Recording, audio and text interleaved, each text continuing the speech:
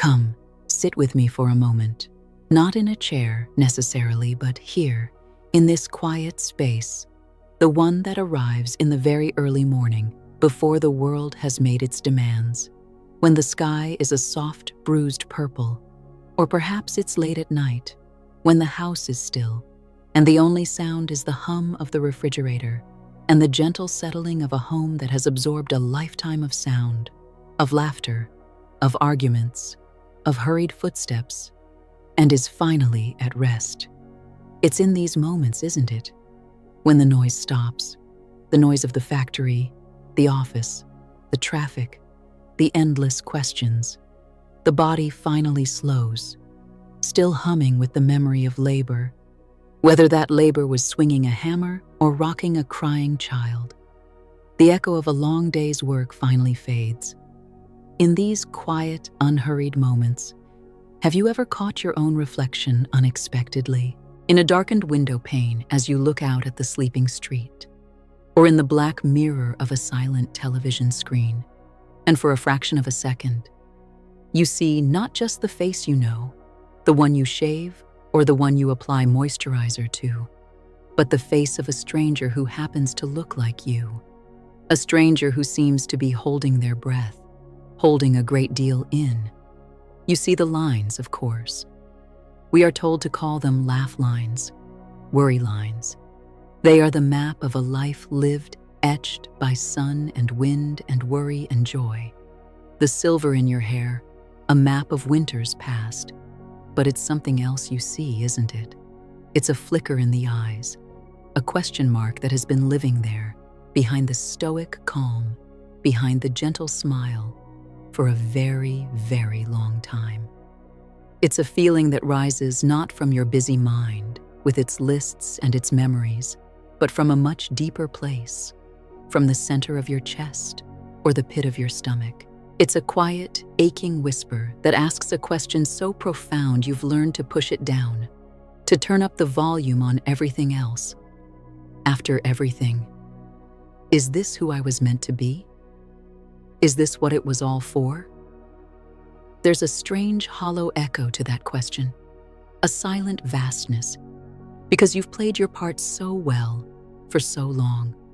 The provider, the protector, the caregiver, the rock, the one who had the answers, or at least pretended to, the one who didn't complain, the one who didn't break. You've worn the uniform of responsibility for so long. You've forgotten what it feels like to be out of it, to just be. This feeling, this quiet pang in the soul that arrives when the work is done and the house is quiet. This is where our journey together begins today, in this unspoken truth, in this sacred space where you are allowed to acknowledge the immense weight you've carried, without judgment, without excuse, just the simple, honest truth of it. We need to give a name to this feeling, to bring it out of the shadows and into a gentle light. The world has words for the obvious regrets, the business that failed, the investment that soured, the bitter words spoken to someone now gone, the marriage that ended. We know those stories. They are sharp, clear pains, like a broken bone. But this regret is different. It is a dull, pervasive ache in the soul. It is the regret for the life that exists only in the blueprints you had to fold up and put away in a dusty drawer.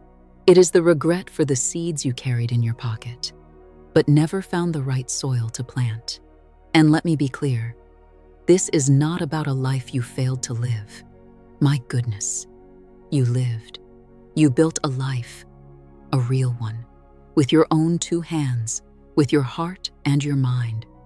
It was a life of duty, of love, of breathtaking responsibility, a life of moments of fierce pride and incandescent joy, and periods of silent, gut-wrenching endurance that you thought might break you. But you didn't break. You showed up.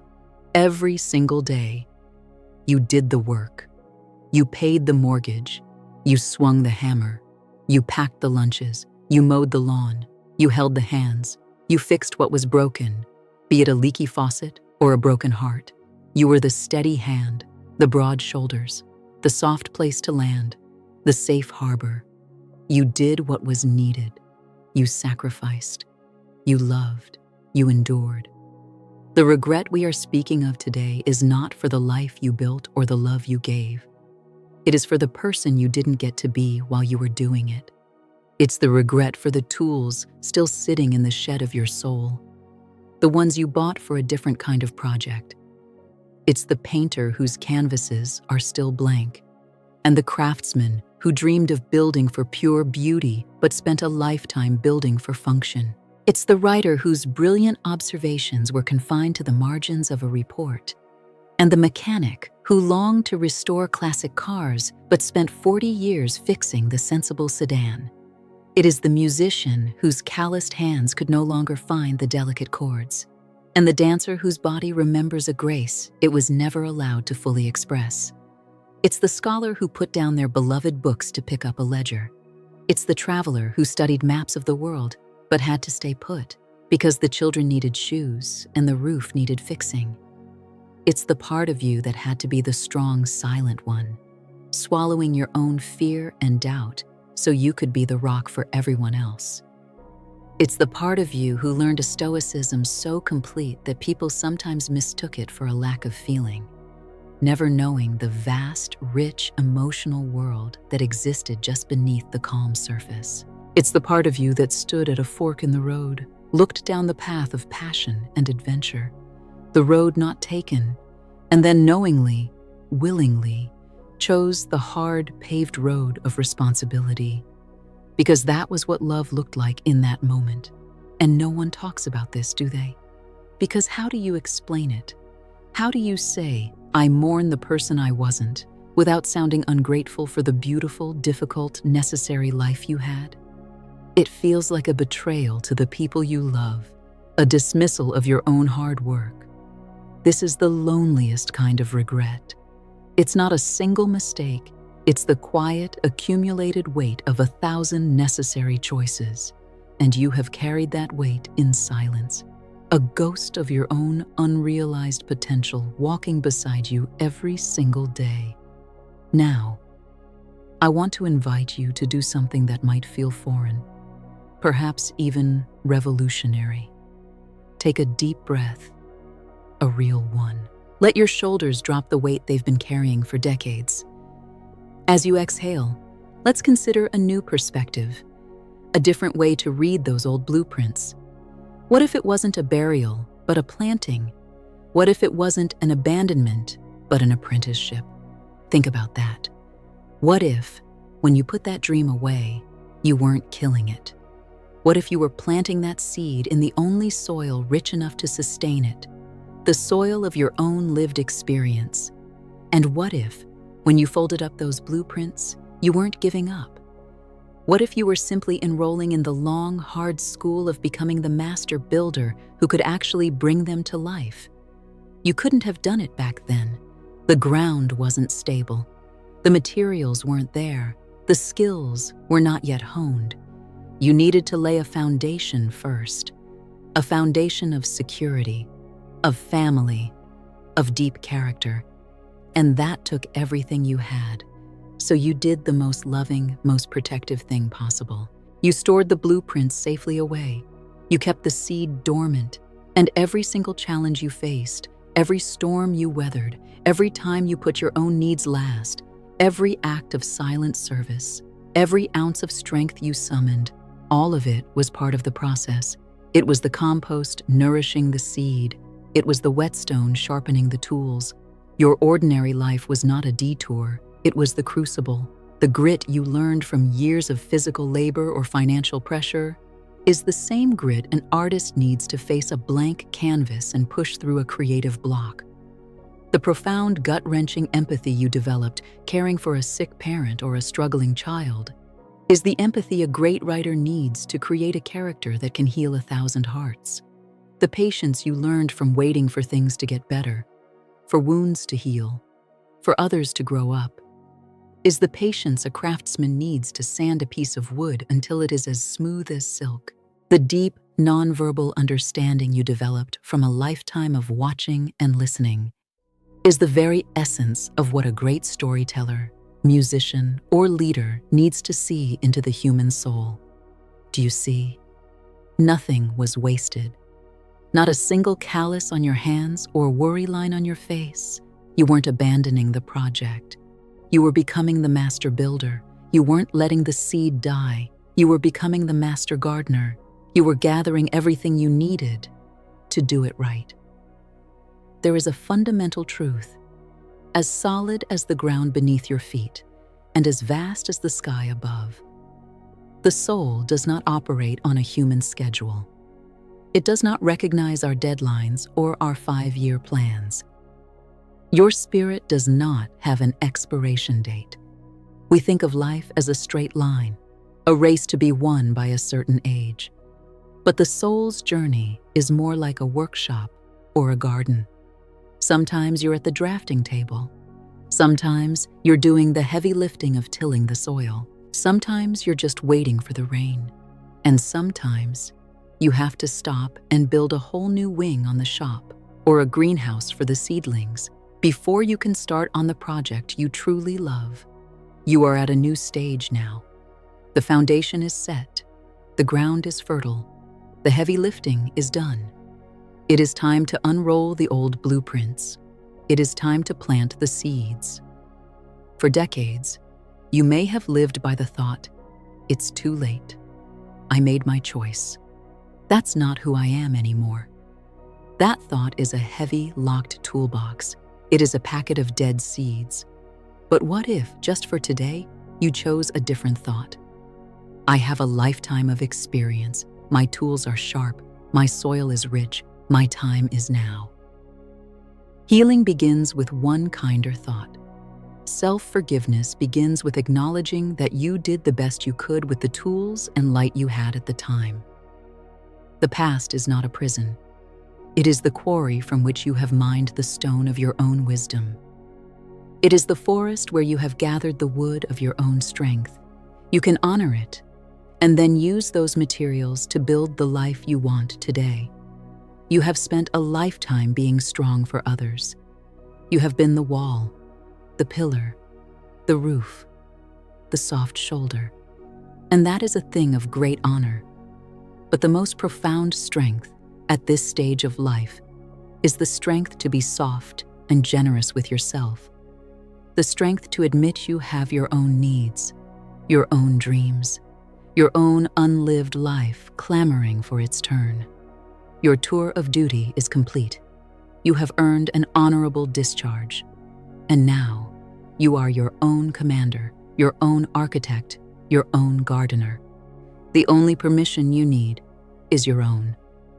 I want to offer you a small, private ritual, a quiet moment at the workbench of your soul. All you need is a piece of paper, a pen, and a few minutes where the world won't ask anything of you. This is just for you. Sometime this week, find that quiet time. Close your eyes. Take 3 deep, grounding breaths. Feel the solidness of the chair beneath you. And then, I want you to call to mind that part of you. The one who waited. The one with the original blueprints. The one holding the seeds. Maybe it's the fiery 18-year-old you. Or the 30-year-old you who stood at that fork in the road. See them. Acknowledge them. They are not a ghost of failure. They are the architect, the artist, the partner for what comes next. And then, on your piece of paper, write them a letter.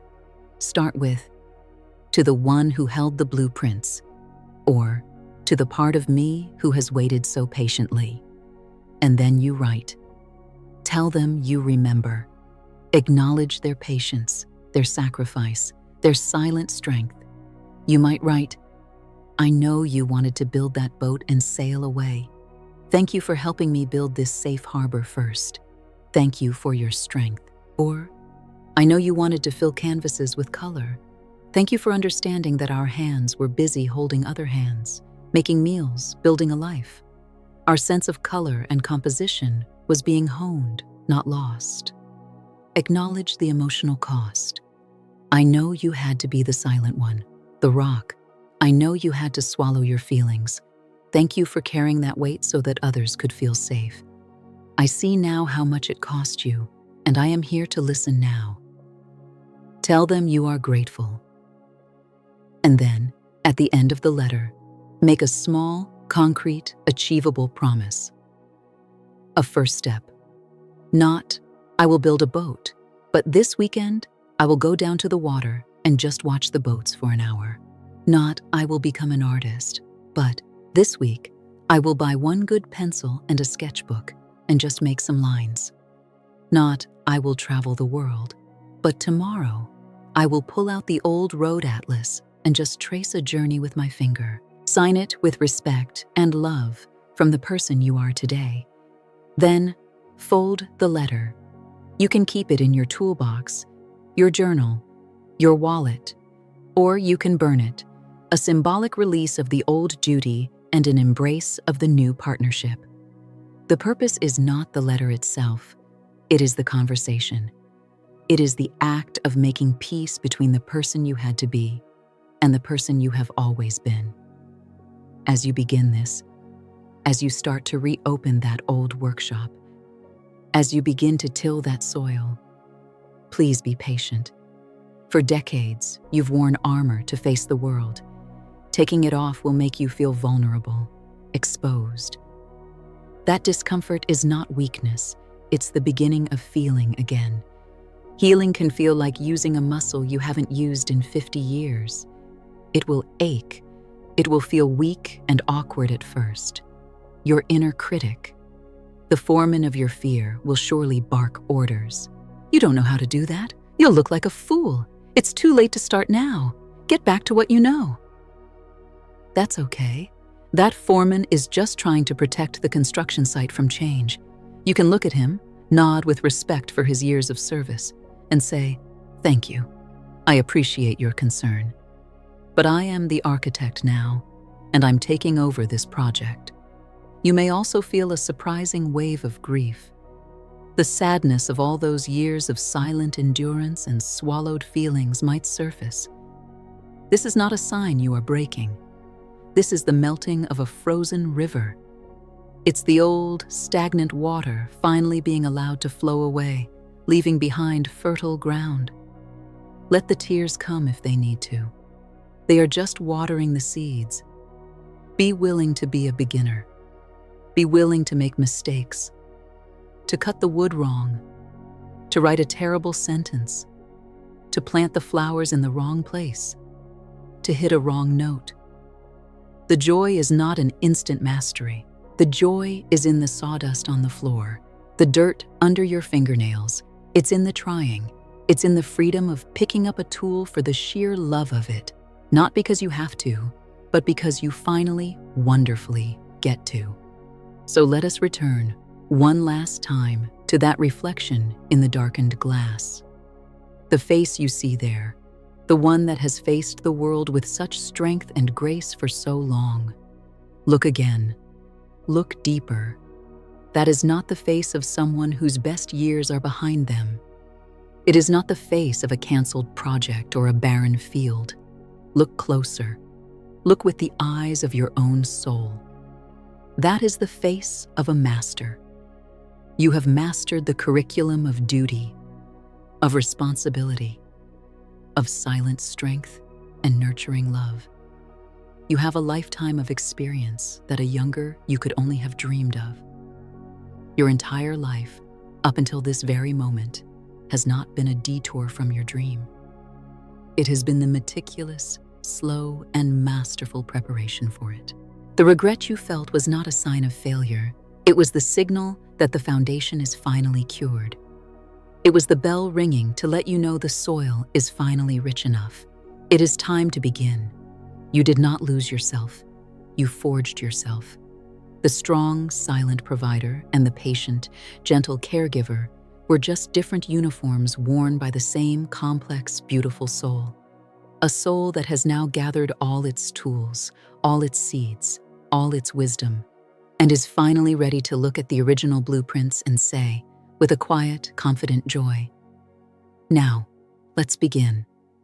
If this feels true, take a moment for yourself and affirm this to your own heart. I am learning to be kinder to who I've been.